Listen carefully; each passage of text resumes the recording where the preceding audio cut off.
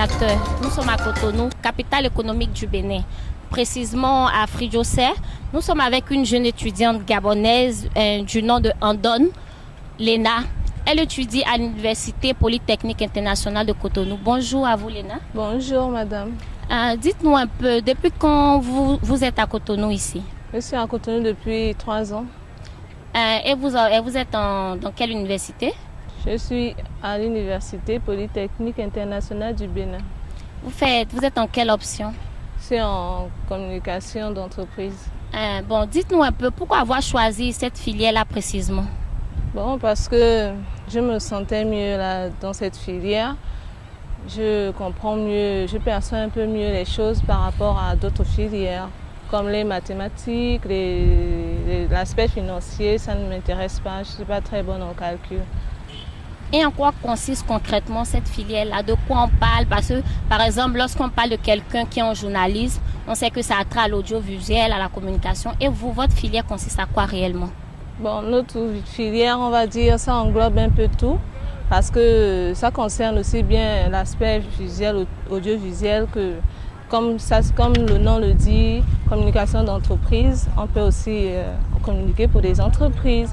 Donc c'est global, quoi. C'est global, ça concerne, ça met en valeur plusieurs aspects. Vous êtes gabonaise, c'est ça? Oui. Mais non, comparativement aux universités qui se trouvent au Gabon, pourquoi vous n'avez pas choisi de rester dans votre pays pour étudier? Vous avez choisi précisément celle de Cotonou. C'est déjà à cause des moyens, du manque de moyens.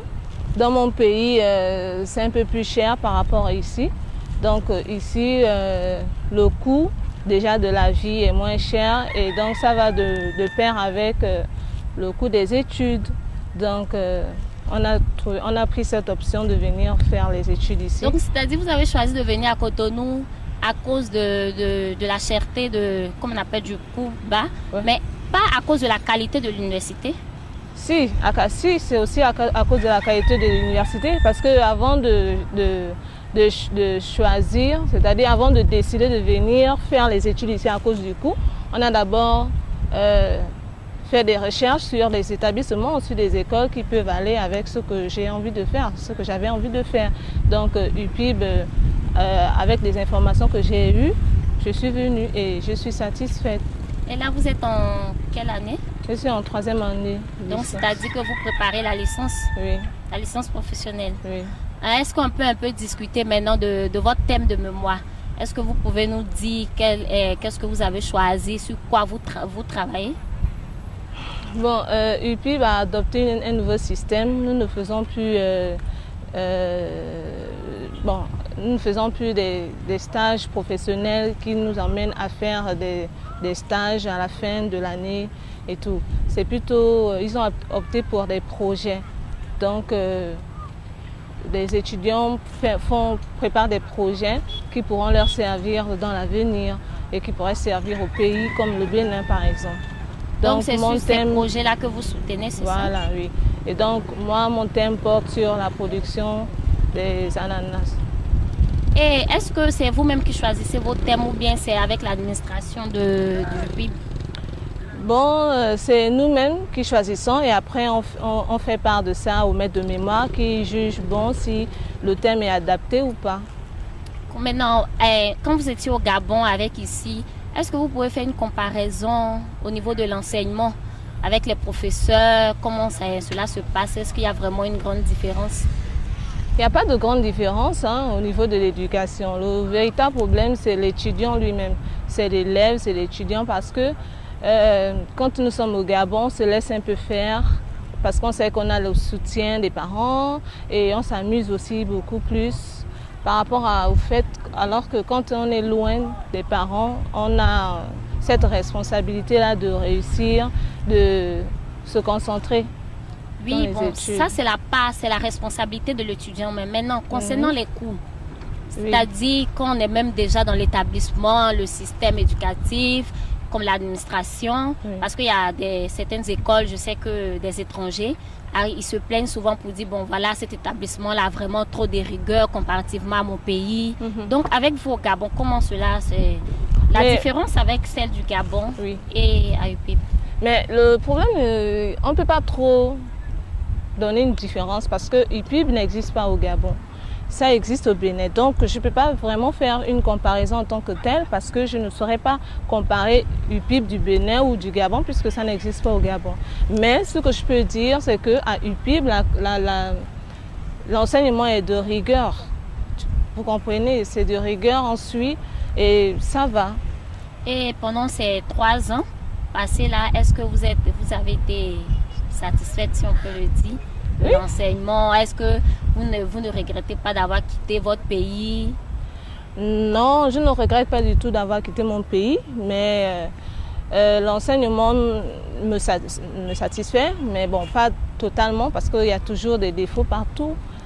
Aucun établissement ne fonctionne à la perfection, pour moi, je pense. Donc, il y a aussi des tares, il y a quand même quelques défauts. Et est-ce que vous pouvez nous donner quelques exemples de ces défauts-là? Mais la lenteur administrative, comme dans beaucoup d'établissements, on ne remet pas tout de suite aussitôt les diplômes. Il faut attendre 2-3 ans.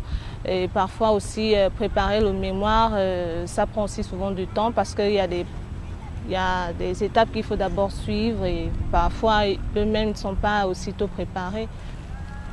Maintenant, au sein de PUB, il y a assez d'étrangers comme vous. Comment, je ne sais pas, la convivialité se passe entre vos confrères? Ah oui, ça se passe très bien. On se respecte. C'est tout.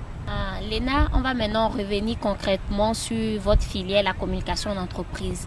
Dites-nous, pendant ces 3 ans, vous avez eu à réaliser des stages, quelle structure et comment cela se déroulait? Oui, j'ai eu à réaliser des stages. J'ai fait des demandes manuscrites. Je suis allée déposer dans plusieurs sociétés, la Poste, il y avait la Poste, il y avait Bénin Télécom et dans une assurance, l'Africaine des assurances. Et maintenant, parmi toutes ces structures-là, quelle structure vous a retenu et comment le stage s'est-il déroulé? C'est la Poste qui m'a retenue. Une semaine après, j'ai été contactée pour aller récupérer ma note de stage et tout. Et le stage s'est bien passé. Ça consistait à recevoir les clients parce que j'étais au tri postal, et au tri postal, plus précisément à l'EMS, donc le courrier express. Et étant là-bas, notre travail on nous avait départagé dans certaines filières. Bon, je suis allée à EMS et à EMS, notre travail consistait à recevoir des clients, à remplir des fiches, à emmener les paquets, à recevoir des paquets aussi, des clients qui faisaient des envois à l'extérieur.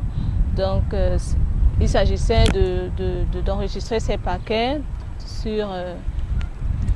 Avec tout ce que vous nous dites, ça veut dire, vous avez dit au sein de cette structure-là, vous étiez chargé de recevoir les clients, les paquets. Maintenant, est-ce que vous pensez que ce passage dans cette structure-là, les tâches qu'on vous a attribuées cadrent vraiment avec la définition ou avec ce que vous avez fait à l'école, qu'est-ce que c'est que la communication en entreprise? Oui, parce que ce sont des débouchés. Il y a nous sommes utiles à plusieurs choses dans une entreprise. Ce n'est pas forcément de communiquer, mais de participer aux activités de l'entreprise. Donc, c'est un exemple que moi j'ai eu, de savoir que ce n'est pas juste communiquer, mais de participer aux activités. Donc, les responsables ont jugé bon de me mettre dans une section et c'est dans cette section que je suis allée travailler. C'est vrai que ça n'avait pas directement un rapport avec la communication d'entreprise, mais ça m'a été utile parce que si jamais je voudrais travailler demain plus tard aussi dans la même structure, mais dans un autre pays, j'aurais au moins certaines qualifications. Bon, comme vous avez dit, c'est que être à l'accueil, ça fait partie des débouchés de quelqu'un qui est en communication d'entreprise, c'est ça? Oui, parce que on reçoit des étrangers qui viennent s'informer, qui viennent se renseigner et nous sommes les mieux placés pour les renseigner sur la structure, ce que fait la structure. Ça fait partie de la communication. Et votre stage a duré pendant 3 mois. Pendant 3 mois. Oui. Bon, après, vous avez dit que vous êtes en 3e année de licence et vous préparez déjà votre mémoire. Exactement. Est-ce à long terme, ou bien, bon, je ne sais pas, déjà dans l'immédiat, qu'est-ce que vous projetez de faire après la licence? Est-ce que c'est déjà chercher le boulot ou opter peut-être pour continuer les études en master, pourquoi pas? Oui, j'aimerais continuer les études en master, mais le plus important pour moi là, c'est de avoir un autre stage. Je voudrais faire un autre stage pour accueillir encore plus d'expérience. Et après, je continuerai en master. Et c'est toujours au Bénin ou ailleurs? Je ne sais pas si UPIB opte pour la filière et UPIB continue en master? Oui, il opte pour la filière. Oui, je vais continuer à UPIB. À UPIB. Oui. Donc ça veut dire que dans l'ensemble, l'enseignement UPIB a été... Parce que si vous restez là pour le master, ça veut dire que dans l'ensemble, vous avez été satisfait de l'enseignement? Oui, j'ai été satisfait de l'enseignement, comme je l'ai dit, mais il y a des défauts.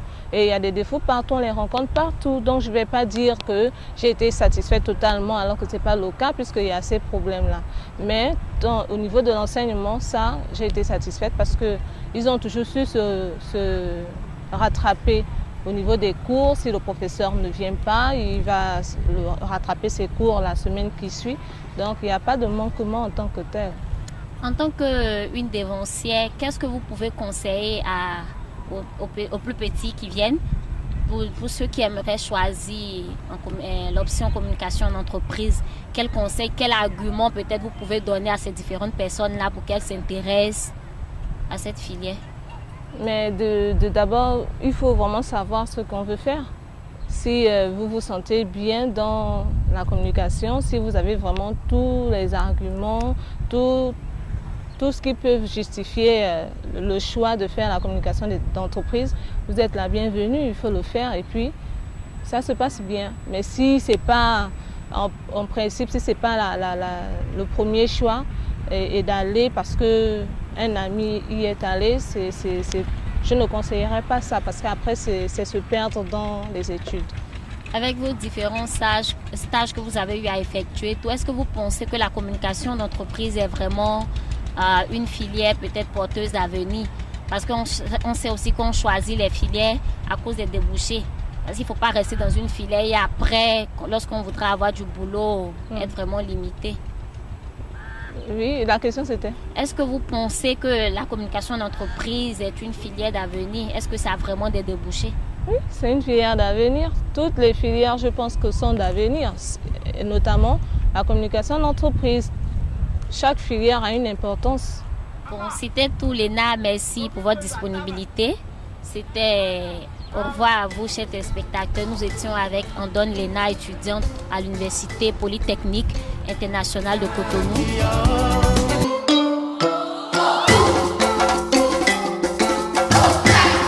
Salut, moi c'est Balangelo et merci d'avoir visité ma chaîne YouTube. N'oubliez pas de vous abonner et cliquer sur la cloche de notification. Merci beaucoup.